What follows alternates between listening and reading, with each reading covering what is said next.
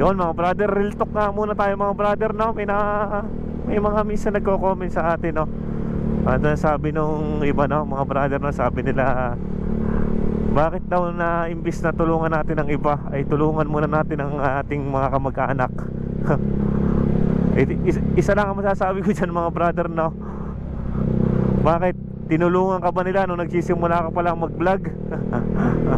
Yan ang masakit na katotohanan, no? Na minsan yung mga hindi mo pa kamag-anak ang unang tumutulong sa iyo nung nagsisimula ka.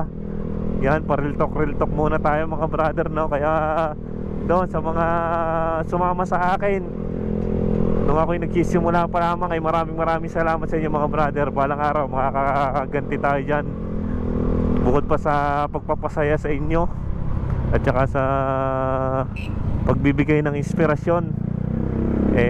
Sana makatulong tayo pagdating ng araw sa inyo, lalo na dahil kilala ko yung mga talagang sumuporta sa atin simula nung umpisa.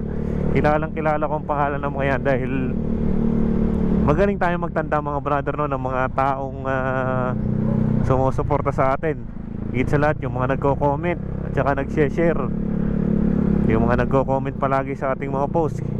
Tanda natin yan kung sino-sino sila, no, mga brother, no. Kaya maraming salamat.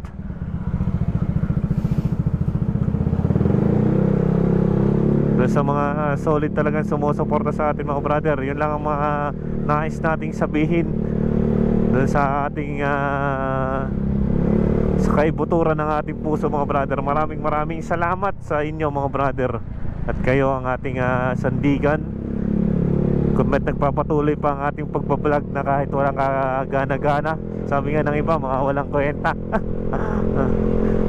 Hindi sila nasisiyahan. Hindi sila nakokontento kung ano yung ating minsang pinapamahagi. Yun ang pamamahagi natin ay kauntian lang minsan. Yun naman ay pang ano lang.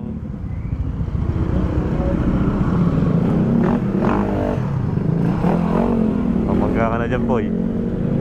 Nag-aaral pa yata si brother, oh.